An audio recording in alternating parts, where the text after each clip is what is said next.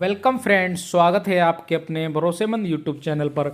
Pension धारकों की pension को लेकर केंद्र सरकार का बड़ा ऐलान। केंद्र सरकार के लगभग 65 लाख से ज़्यादा पेंशनभोगी उठा सकेंगे एरियर का फायदा।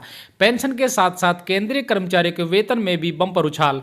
नए साल पर केंद्र सरकार ने कर्मचारी और पेंशन धारकों के लिए दी एक के बाद एक कई बड़ी सौगात। पेंशन धारकों के फिक्स मेडिकल अलाउंस को लेकर भी आ गई बड़ी खुशखबरी। पेंशन में 3 गुना बढ़ोतरी के साथ साथ वेतन 2.57%। ईपीएफओ को लेकर बड़ा जबरदस्त अपडेट। लगभग 5 साल से चली आ रही थी मांग, आखिरकार केंद्र सरकार को मानना पड़ा। 18 माह बकाया डी एरियर भुगतान को लेकर बड़ी दिलचस्प खुशखबरी। पेंशन धारकों के खातों में लाखों रुपए एक साथ। जानेंगे सभी खबरों को विस्तार से। सबसे पहले वीडियो को लाइक कर दीजिए, क्योंकि एक लाइक ही हमारी मेहनत का फल होता है। साथ में चैनल पर फर्स्ट टाइम विजिट किया है तो चैनल को सब्सक्राइब करके बेल आइकन दबा दीजिए, ताकि कर्मचारियों, पेंशन धारकों और जवानों से संबंधित वीडियो का नोटिफिकेशन आपके पास पहुंचे सबसे पहले।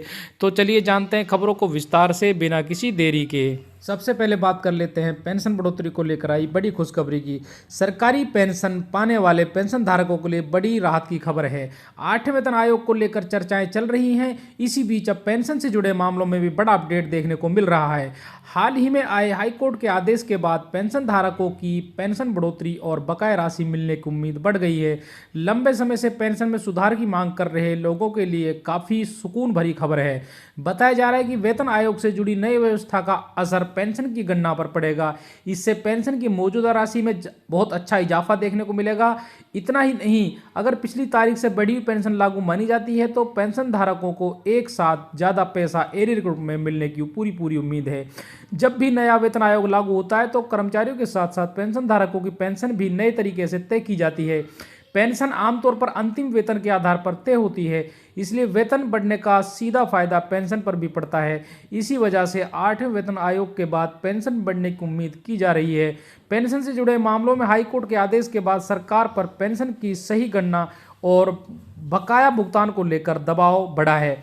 इससे उन पेंशनधारियों को फायदा मिल सकता है जिनकी पेंशन लंबे समय से कम मिल रही है या जिनका एरियर रुका हुआ है। डबल पैसे की बात इसलिए हो रही है क्योंकि एक तरफ नई बढ़ी हुई पेंशन मिलेगी, दूसरी तरफ पिछला बकाया एरियर एक साथ मिल सकता है। इसी वजह से पहले भुगतान में रकम सामान्य महीने से काफ़ी ज़्यादा हो सकती है।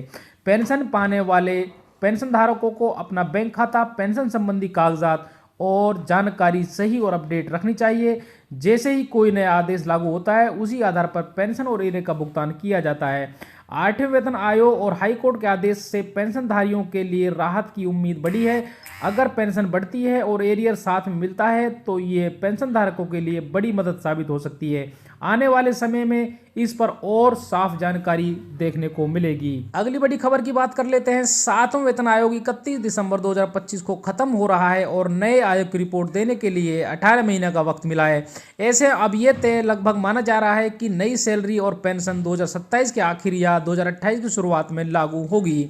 साल 2025 में केंद्र सरकार के कर्मचारी की नजरें ज्यादातर 8वें वेतन आयोग पर टिकी हुई हैं। आयोग की रिपोर्ट, आयोग की घोषणा, टर्म ऑफ रेफरेंस तय होना और सदस्यों की नियुक्ति से ये उम्मीद बनी है कि 2026 में सैलरी और पेंशन बढ़ेगी। लेकिन साल के आखिर तक तस्वीर साफ हो गई।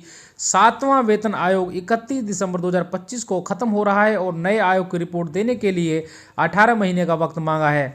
ऐसे में अब लगभग तय माना जा रहा है कि नई सैलरी और पेंशन 2027 के आखिर या 2028 की शुरुआत से पहले ही लागू होगी। यानी 2025 इंतजार का साल रहा, बड़े फायदे का नहीं। हालांकि ये साल पूरी तरह खाली भी नहीं गया।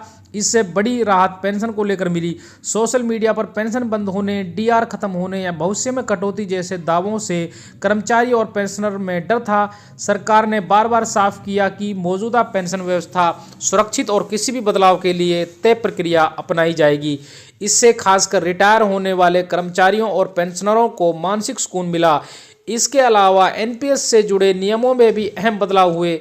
अब रिटायरमेंट पर पूरा एनपीएस फंड निकालने की सीमा 5 लाख से बढ़ाकर 8 लाख रुपए कर दी गई है। वहीं 8 से 12 लाख रुपए के कॉपर्स वाले के लिए एक नई विकल्प दिया गया है, जिससे रिटायरमेंट प्लानिंग थोड़ी आसान हुई। महंगाई के मोर्चों पर भी राहत मिली। एम्बिट कैपिटल सहित कई बाजार विशेषज्ञों का अनुमान है कि 8वें पे कमीशन से केंद्रीय कर्मचारियों के वेतन और पेंशन में 30 से 34% की बढ़ोतरी हो सकती है। इस बढ़ोतरी का आधार होगा फिटमेंट फैक्टर, यानी वह गुणक जिससे नई बेसिक पे तय होती है। रिपोर्ट बताती है कि नया फिटमेंट फैक्टर 1.83 से 2.46 के बीच हो सकता है और अधिकतर अनुमान 2.28 पर टिके हुए हैं। नई पे फिक्सेशन से पहले डीए को बेसिक में मर्ज किया जाएगा। ये एक सामान्य प्रक्रिया है। अगर किसी कर्मचारी का मौजूदा बेसिक पे 18,000 रुपये है तो डीए आदि जोड़कर उनकी ग्रोस सैलरी लगभग 35,000 होती है। अगर 34% की बढ़ोतरी आती है तो नई ग्रोस सैलरी लगभग 46,900 प्रति माह होगी, यानी 11,900 प्रति माह की बढ़ोतरी होगी। अगर 8वें वेतन आयोग की सिफारिशें जनवरी 2028 में लागू हों और इन्हें जनवरी 2026 से प्रभावी माना जाए तो कर्मचारियों को 24 महीने का एरियर भी मिलेगा। मासिक बढ़ोतरी 11,900, अवधि 24 महीने, कुल एरियर 2,85,000 रुपये मिलेगा। इसका मतलब कि न्यूनतम बेसिक पे वाले कर्मचारियों को करीब 2 से 3 लाख रुपए तक का एरियर मिल सकता है। ऊंचे पे लेवल पर यह रकम कई गुना तक होगी।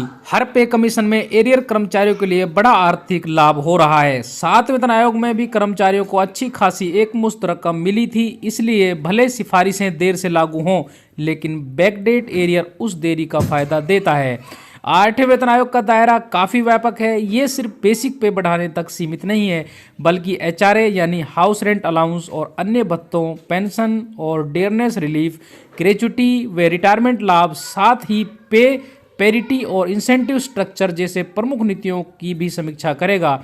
इन सभी बदलावों पर अंतिम फैसला सरकार तय करेगी, तभी करेगी जब आयोग अपनी रिपोर्ट सौंप देगा और उस पर विस्तृत मूल्यांकन पूरा हो जाएगा।